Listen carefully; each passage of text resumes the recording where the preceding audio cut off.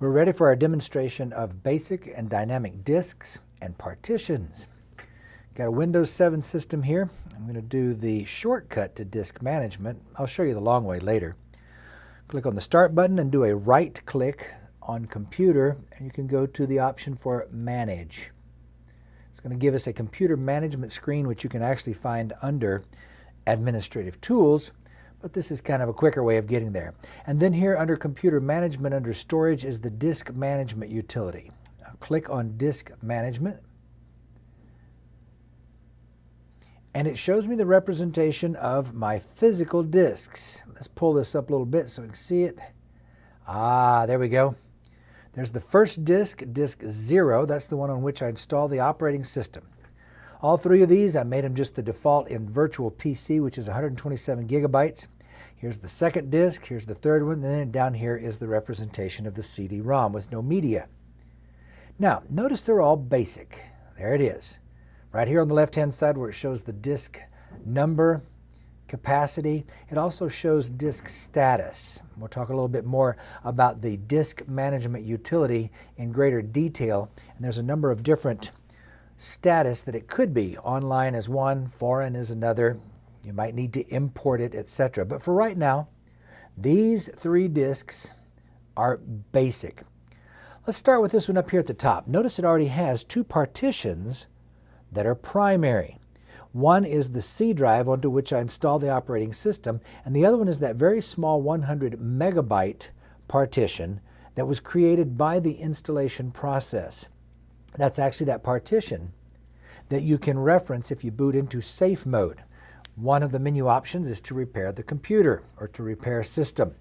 And it accesses that system partition right there, runs that 5-option menu where you can recover or restore your system. That's what that little 100 megabyte partition is for. Notice at the top there's a dark blue bar across both of these two partitions. Well, down here it tells us by the color that dark blue are two primary partitions.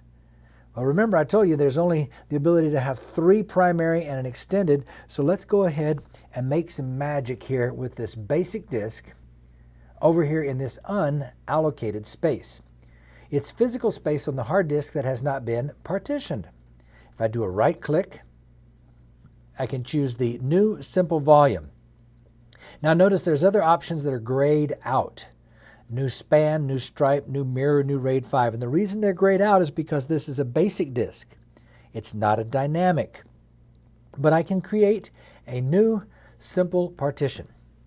Comes up to the wizard for creating the partitions. Click Next at the welcome.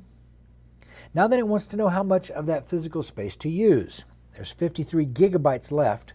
I'm definitely not going to use all 53 gigabytes because I don't want to wait, and neither do you. I'm going to simply use 1,000 megabytes, which is 1 gigabyte of that 53. Click Next.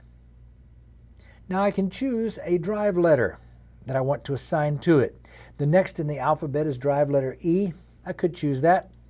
Oh, I could choose drive letter G. For whatever reason, you could pick a drive letter that may have some meaning to you. A little bit later, when we talk about the disk management utility in detail, I will talk to you about what it means to mount a disk at an empty folder, or to choose not to assign a drive letter and why you might want to do that. For the time being, we're going mostly for the concept of the basic versus dynamic and the different types of partitions that you can create. Click Next. Notice the options here on this screen. File system is in TFS and FAT or FAT32 that you could make this new partition. I'm not going to make it FAT or FAT32 because I remember I told you that those are definitely not very secure. I'm going to leave it at the default, which is the NTFS.